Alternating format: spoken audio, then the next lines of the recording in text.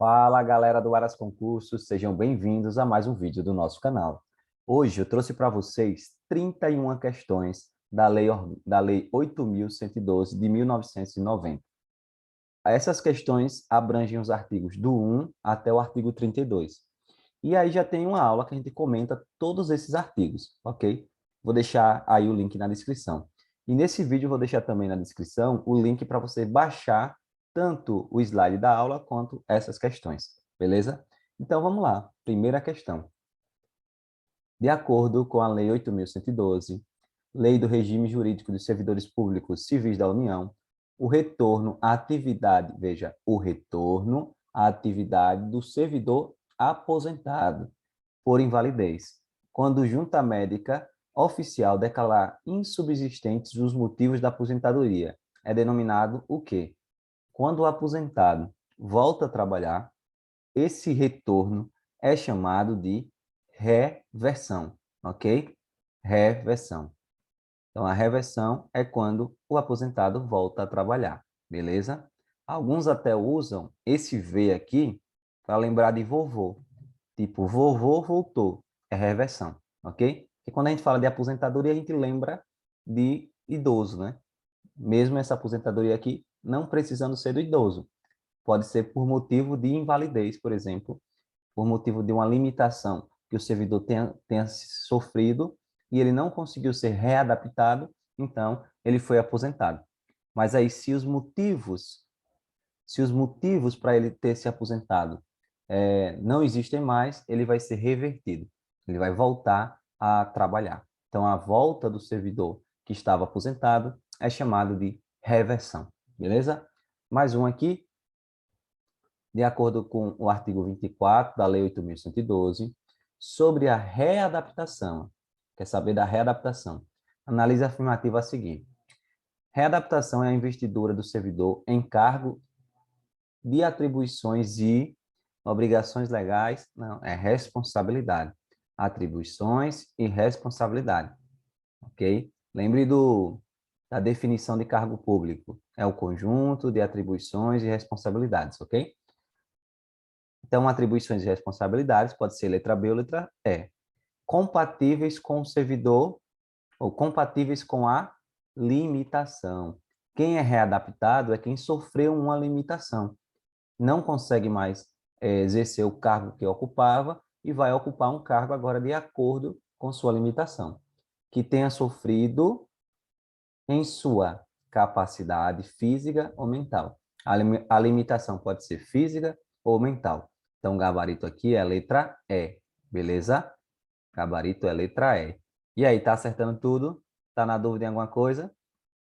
Se tiver, é só verificar lá a aula que a gente colocou aí no YouTube. Mais um aqui agora de certo ou errado. Todas as próximas agora serão de certo ou errado.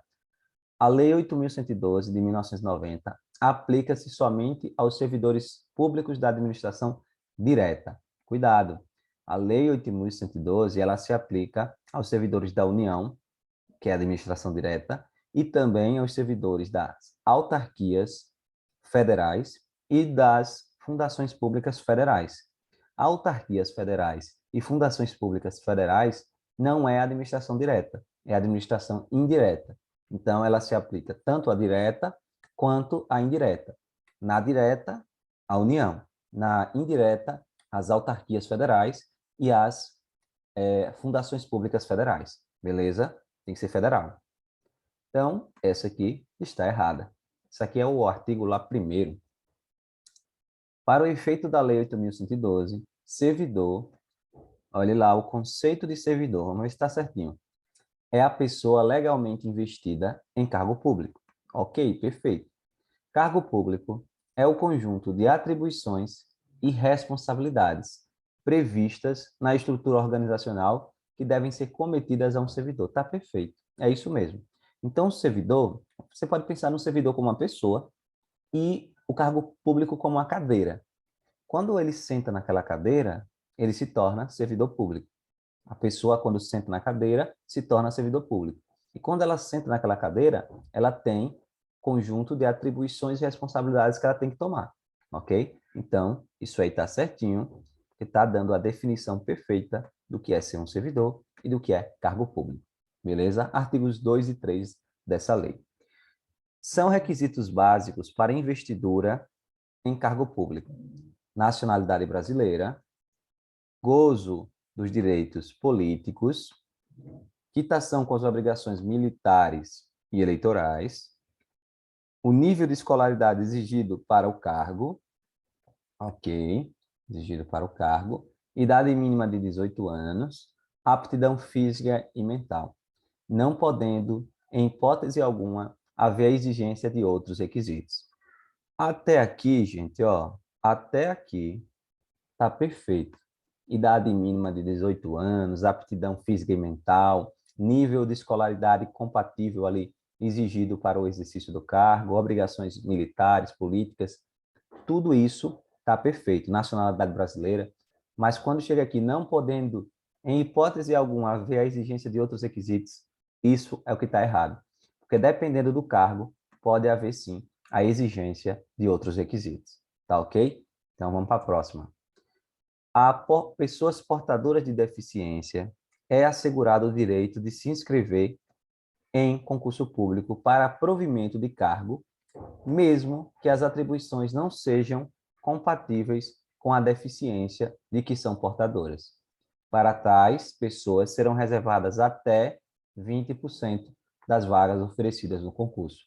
Olhe bem, portador de deficiência pode ocupar cargo público? Pode, mas somente se as atribuições forem compatíveis com a deficiência que ele tem. Porque lembra que um dos requisitos aqui da questão 6 que a gente viu, é a aptidão física e mental. Se o portador não tiver aptidão física ou mental para ocupar o cargo público, ele não vai poder ocupar, ok? Então, ele pode sim ser provido no cargo público, desde que as suas limitações sejam compatíveis com o cargo que ele vai exercer, beleza? E aqui 20%, até 20% será reservado para das vagas, né, para os portadores de deficiência. Está certo, beleza? Então até 20% está ok. Cuidado, que tem alguns estatutos, algumas leis que você vai estudar aí para a prefeitura ou estado, que pode vir até 10, até 15, mas no caso da lei 812 é até 20%. Até, não é obrigado que seja 20%, ok? Então vamos mais. Então essa aqui está errada. Por que está errada? Porque diz que mesmo que suas atribuições não sejam compatíveis com a deficiência. Aí não pode. As universidades e instituições de pesquisa e tecnologias federais poderão prover seus cargos como professores, técnicos e cientistas estrangeiros de acordo com as normas e os procedimentos da Lei 8.112. Embora um dos requisitos para ser básicos, né, para ser investido no cargo público seja a nacionalidade brasileira, existe essa exceção. Professores, técnicos e cientistas estrangeiros, eles podem sim ocupar um cargo público, desde que esteja de acordo com os procedimentos da lei, beleza? Então, isso aqui é verdade. Se tiver uma questão dizendo assim, estrangeiro não pode ocupar cargo público, aí não, está errado, porque ele pode, ok? De acordo com a Lei 8.112, estrangeiro não pode de jeito nenhum ocupar cargo público. Aí está errado. Mas se disser, é um requisito básico para ocupar cargo público ser brasileiro, ter nacionalidade brasileira. Aí está certo, beleza? De acordo com a Lei 8.112, a investidura em cargo público ocorrerá com a nomeação. Então, você passou no cargo público, passou no concurso, fez o concurso, passou no concurso, foi nomeado. Você sendo nomeado já é servidor? Não é. Isso aqui, a investidura em cargo público, ela acontece com a posse. Quando você toma posse, aí é que você se tornou servidor público. Então, essa aqui está errada, porque está dizendo que a investidura em cargo público, ela ocorre com a nomeação. Beleza? Vamos para a próxima. De acordo com a Lei 8.112, são formas de provimento de cargo público. Nomeação, prefeito, promoção, perfeito, readaptação, perfeito, reversão, perfeito, aproveitamento, reintegração e recondução. Se você for ler lá a lei, você vai ver que esses dois aqui estão taxados. Ó. Ascensão e transferência não são mais formas de provimento aceitáveis aí pela lei orgânica, ou para a lei 8.112, beleza? Então, está errado aqui, porque falou de ascensão e transferência. Ascensão e transferência não são formas de provimento da lei 8.112, ok? Vamos para a próxima. Nomeação para cargo em comissão depende de prévia habilitação em concurso público de provas ou de provas e títulos, obedecidos à ordem de classificação e o prazo de sua validade. Observe, falou aí tudo certinho, exceto quando falou aqui cargo em comissão. Lembre que cargo efetivo, esse sim, depende de prévia habilitação em concurso público. Cargo em comissão, não. Cargo em comissão é livre nomeação, livre exoneração. A autoridade competente vai lhe nomear, não precisa de concurso público, ok? Vai te nomear. Ela enjoou da sua cara, teve algum problema, não quer mais que você trabalhe, ela vai te exonerar, sem precisar explicar nada. Então, cargo público em comissão é assim. Agora, o cargo efetivo, esse sim, ele depende de concurso público e de um concurso de provas ou provas e títulos, beleza? Então, esse está errado porque falou aí de cargo em comissão. Próximo. O concurso público terá validade de até 2 anos, podendo ser prorrogado uma única vez por igual período. É isso aí. O concurso público terá validade de até. Tem que ter esse até aqui, viu? Porque se disser assim, o concurso público terá validade de 2 anos, validade de 2 anos é algo fechado. De até 2 anos pode ser 1 ano e 6 meses, 6 meses, é até 2 anos.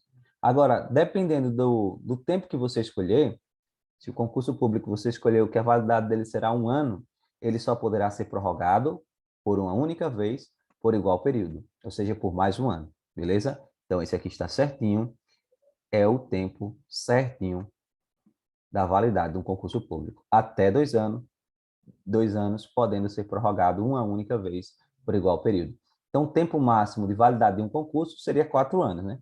Escolhendo aí 2 anos como se a pessoa pode até 2 anos, se ela escolheu lá, a autoridade escolheu que a validade será de 2 anos, pode prorrogar por mais 2 anos, ficando aí com 4. É o tempo máximo. 13. Não se abrirá novo concurso público enquanto houver candidato aprovado em concurso anterior com prazo de validade não expirado. Exatamente. Se o candidato foi aprovado, não foi convocado e o prazo de validade do concurso ainda não foi expirado, então não pode abrir um outro concurso público. Beleza? Então, aqui está certinho. Beleza? Certinho. Próxima. A posse ocorrerá no prazo de 30 dias. Guardem essas datas, porque essas datas são importantes. Viu? A posse ocorrerá no prazo de 30 dias, contados da publicação do ato de provimento, no caso da nomeação. Não tomando posse no prazo determinado, o servidor será exonerado. Faltou aqui o nome posse, né? Não tomando posse no prazo determinado, o servidor será exonerado. Aí é que você tem que ter calma. A posse, ela ocorre no prazo de 30 dias da publicação do ato do provimento. Está certinho. Você vai ser nomeado, tem 30 dias para tomar posse. Mas se você não tomar posse, o que é que acontece? Você vai ser exonerado? Não. Você não tomou posse, você ainda não se tornou servidor. Você ainda não está ocupando aquele cargo. Então, você não pode ser exonerado. Na verdade, quando você não ocupa o cargo, não toma posse, o ato da nomeação torna-se sem efeito. Ou seja, aquela nomeação não teve valor nenhum, porque você não tomou posse. Torna-se sem efeito. Mas você não vai ser exonerado porque você ainda não é servidor. Não está ocupando aquele cargo. Beleza? Acabou repetindo aqui. 16. Em se tratando de servidor que esteja na data de publicação do ato de provimento, em licença por motivo de doença em pessoa da família, para serviço militar e para capacitação, o prazo para para a posse será contado do término do impedimento. Gente, isso aqui, essas são as licenças lá do artigo 81. Por motivo de saúde de pessoa da família, para serviço militar e para capacitação. E é justamente isso. Quando uma pessoa já é servidor, ok? E é nomeado para um novo cargo. Passou em outro concurso, foi nomeado para um novo cargo. Ele teria 30 dias para tomar posse. Mas, se ele tiver de licença por motivo de pessoa da família, estiver no serviço militar, estiver de licença para capacitação e outras licenças, ele tem aí o prazo começando após o término do impedimento. Então, isso aqui está certinho. É uma coisa que dá trabalho de você lembrar. Por quê? Porque existem algumas hipóteses, algumas situações que o servidor, que o prazo para a posse vai ser contado após o término do impedimento. Mas tem que lembrar, a gente viu isso lá na aula anterior, ok? Se o nomeado não tomar posse no prazo de 30 dias, o ato da nomeação se tornará sem efeito. Falamos isso é verdade. Quando a pessoa é nomeada e não toma posse no prazo de 30 dias, que é o prazo que a lei dá, a nomeação se torna sem efeito, beleza? A nomeação se torna sem efeito. A pessoa não vai ser exonerada, porque para ela ser exonerada, ela precisava ter tomado posse, ok? E só se torna servidor depois da posse. A posse em cargo público dependerá de prévia inspeção médica oficial. Só poderá ser empossado aquele que for julgado apto física e mentalmente para o exercício do cargo. Very good. Você diz, mas eu passei em concurso público. Então, eu tenho o direito de ocupar um cargo público. Não. Se você não estiver apto física e mentalmente, você não vai ocupar, ok? Então, a posse depende da prévia inspeção médica.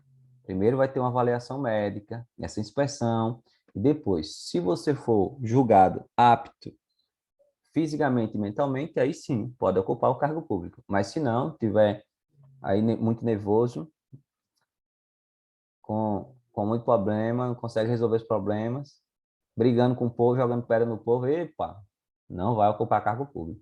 Então tem que ficar calminho, viu? Vamos lá. A posse em cargo público dependerá de prévia inspeção médica. Repetiu, foi? Não, é o próximo aqui, 19. Diz assim: o exercício é o efetivo desempenho das atribuições do cargo público ou da função de confiança. Entrar em exercício é justamente isso, começar a trabalhar. É de 30 dias o prazo para o servidor empossado em cargo público entrar em exercício, contados da data da posse. Então, o erro aqui, e isso cai, gente. Você diz, é uma data não vai cobrar, não. Cobra um prazo, 30 dias. Para você tomar, se você foi nomeado para tomar posse, são 30 dias. Mas para entrar em exercício, você tem até 15 dias, ok? Você tem até 15 dias para entrar em exercício. Então, essa data aqui, ou esse prazo aqui, está errado. São 15 dias após a posse para entrar em exercício. Aí você pensa assim, 15 e 30, né? 30 e 15. Para você tomar posse, tem mais tempo, mas tem que trabalhar logo. Tem que começar a trabalhar logo, ok? Então, para entrar em exercício, 15 dias. Então, isso aqui está errado, porque falou que era 30. Próximo. O servidor empossado que não entrar em exercício em até 15 dias após a posse será exonerado. Muito bem. Agora nós já vimos aqui a data certa, são 15 dias para entrar em exercício. E se ele não entrar em exercício, agora sim ele será exonerado, porque ele já tomou posse. Então, ele tomou posse e ele se tornou servidor. Não entrou em exercício, vai ser exonerado, mas ele já era servidor, ok? Então, isso aqui está certo. É diferente de você ser nomeado, não tomar posse e ser exonerado. Não. Foi nomeado, não tomou posse, o ato da nomeação se torna sem efeito. Agora, você tomou posse, não entrou em exercício, aí você vai ser exonerado.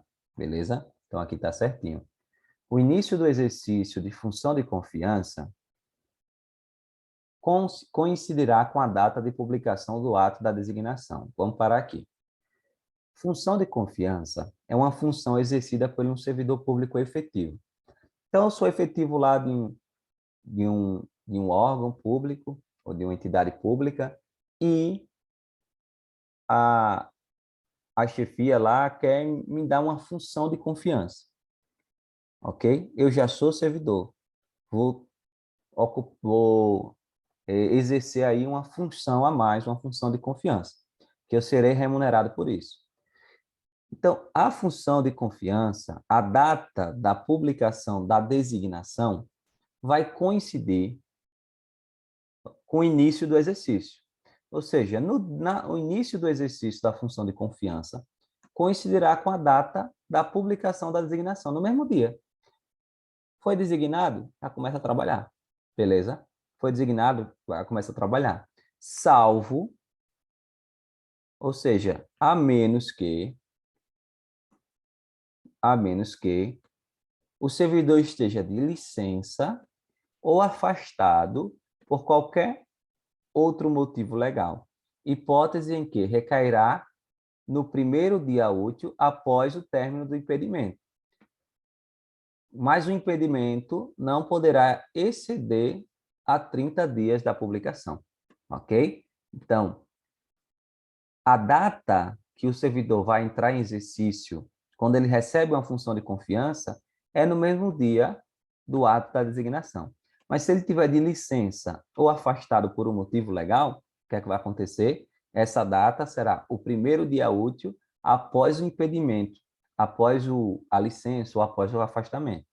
Mas isso não pode se exceder a 30 dias da publicação. Então, isso aqui está certinho, beleza? Trouxe aqui para vocês só para trazer esses detalhes. Vamos para a próxima. O servidor que deva ter exercício em outro município, em razão de ter sido removido, redistribuído, requisitado, cedido ou posto em exercício provisório, terá no mínimo 10 e no máximo 30 dias contados da publicação do ato, para a retomada do efetivo desempenho das atribuições do cargo, não incluindo nesse prazo o tempo necessário para o deslocamento. Isso aqui está errado. Por quê? O servidor, que ele vai entrar em exercício por ter sido removido, redistribuído, requisitado em outro município, ele tem realmente no mínimo 10 dias e no máximo 30 dias para entrar em exercício. Mas esses 30 dias, esses 10 dias, já conta com o tempo necessário para o deslocamento. Então, já contando. Aqui está dizendo não contando. Então, por isso que esse gabarito aqui é errado, ok? O não incluindo nesse prazo o tempo necessário para o deslocamento. Não, já incluindo, beleza? Olha outro detalhe aqui, ó. Nenhum servidor poderá cumprir jornada de trabalho superior a 40 horas semanais, observados os limites mínimos e máximos de 6 horas e 8 horas diárias, respectivamente. Bom, a jornada máxima realmente é 40 horas semanais, são 40 horas semanais. Os limites mínimos são 6 horas e máximo 8 horas. Mas aqui falou nenhum servidor. Existem alguns cargos que é permitido você ultrapassar essa jornada de, de 40 horas semanais. Por exemplo, professor. Professor, ele não tem um limite de 6 horas por dia. Ele pode trabalhar 2 dias, 3 dias. Então, nenhum servidor é onde está errado. Agora, se falar que a jornada máxima de trabalho são 40 horas, ok. O limite mínimo, 6 horas, e o limite máximo, 8 horas, ok. Mas quando fala nenhum servidor, que existem outras leis que podem regulamentar ali o cargo, aquele cargo, permitindo que ele trabalhe mais de 8 horas por dia, que ele trabalhe mais de 40 horas semanais, por exemplo, serviços em escala. Então, para cada cargo vai ter aí um regulamento, beleza? Então, esse gabarito é errado. Ao entrar em exercício, o servidor nomeado para cargo em comissão ficará sujeito a estágio probatório por período de 3 anos. Tá tão lindo aqui que dá vontade de marcar certo, mas só tem um detalhe: cargo em comissão. Servidor que está em cargo em comissão, ele está em livre nomeação, livre exoneração. Ele não tem estabilidade, beleza? Não tem estabilidade. Ou seja, ele não tem estágio probatório. O estágio probatório é o período que você vai ser avaliado até verificar se você vai se tornar um servidor estável ou não.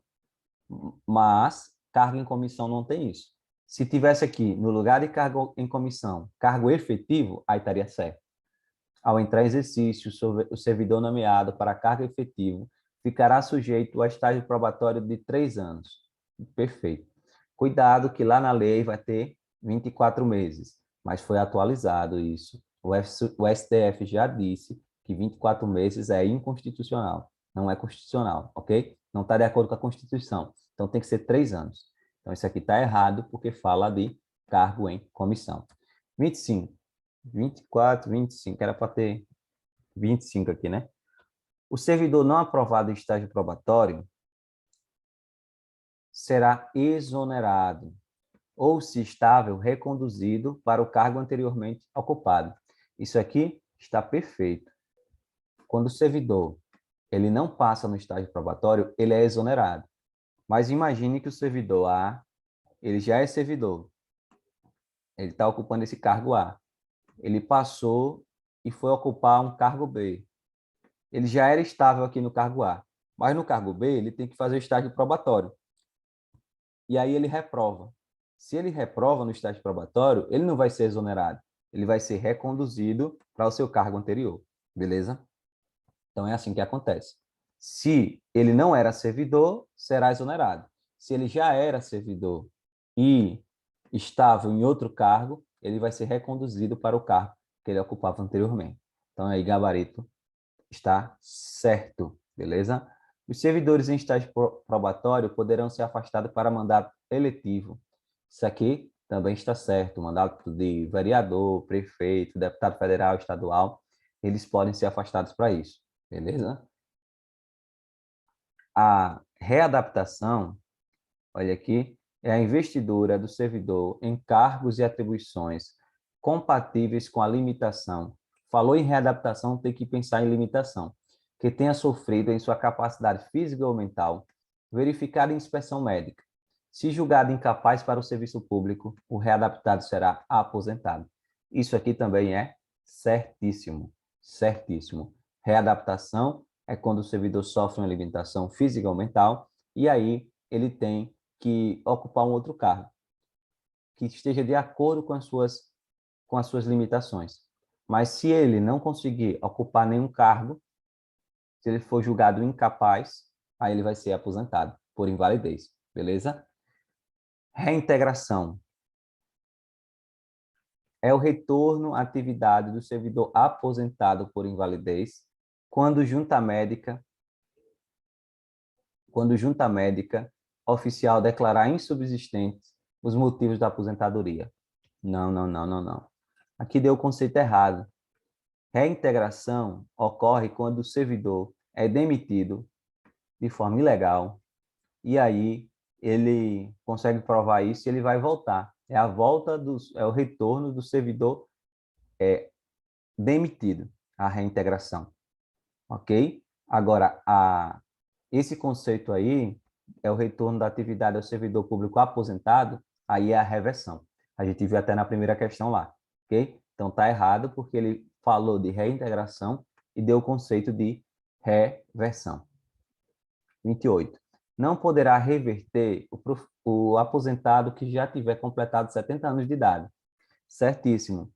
O aposentado que tiver com 70 anos de idade, ele não pode ser revertido. Ok?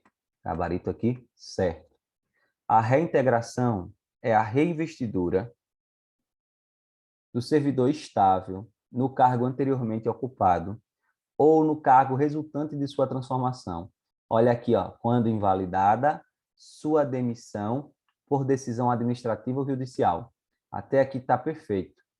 Isso que é a reintegração. O erro dessa questão é que está dizendo aqui, ó, sem ressarcimento de todas as vantagens. Veja, se ele foi demitido, a demissão foi invalidada, ele perdeu ali meses de trabalho porque estava nesse processo. Então, o que é que acontece? Ele tem que ser ressarcido por todas as vantagens que ele perdeu. Então, o gabarito aqui é errado, porque está falando ali sem ressarcimento. Mas o conceito de reintegração está perfeito, beleza? 30. Recondução é o retorno do servidor estável ao cargo anteriormente ocupado e decorrerá da inabilitação em estágio probatório relativo a outro cargo ou reintegração do anterior ocupante. Recondução. Lembra que quando a pessoa já é servidora, ou servidor, né? E ele não passa no estágio probatório, ele volta para o seu cargo anterior, então isso aí é chamado de recondução. Outra forma é quando um servidor é aposentado ou é demitido. Vamos pensar aqui, tem o cargo A, está sendo ocupado aqui. Tem o cargo B, está sendo ocupado aqui. Aí, B é demitido, o servidor que ocupa o cargo B é demitido, então ele sai. Aí o servidor que está no cargo A vai ocupar o lugar dele, ok? E aí, só que depois verificam que a demissão de B foi inválida e B vai retornar, foi reintegrado. Quando ele é reintegrado, A que estava ocupando o cargo de B é reconduzido para o seu cargo anterior. Então, a recondução ocorre em duas situações. Primeira situação é quando você já é servidor e é inabilitado em estágio probatório. Então, você já era servidor em um cargo, foi passar para o estágio probatório em outro cargo, não passou, você vai voltar para o seu cargo anterior. E outra situação é quando uma pessoa é demitida, alguém ocupa o cargo dela e depois essa pessoa é reintegrada porque sua demissão foi inválida. Então, ela volta para o seu cargo. Quem está ocupando o cargo dela será reconduzido para o cargo que anteriormente ocupava. Então, isso aqui está tudo certinho. Gabarito letra C de certo. Beleza? E a 31, o retorno à atividade de servidor em disponibilidade, far-se-á mediante aproveitamento obrigatório, em cargo de atribuições e vencimentos compatíveis com anteriormente ocupado. Perfeito. Quando você está em disponibilidade, aí você vai ser aproveitado, obrigatoriamente. Surgiu uma vaga, você vai ser aproveitado. Quem está em disponibilidade é ficar em casa, esperando uma vaga. E aí, quando surge uma vaga, você vai ser aproveitado. Então, gabarito aqui, certo, beleza? Muito bem. Então, é isso. Essas foram as questões aqui da Lei 8.112. Deixe seu like, se inscreva no canal, baixe aí esse material e podem aproveitar bastante. Valeu, tchau, tchau.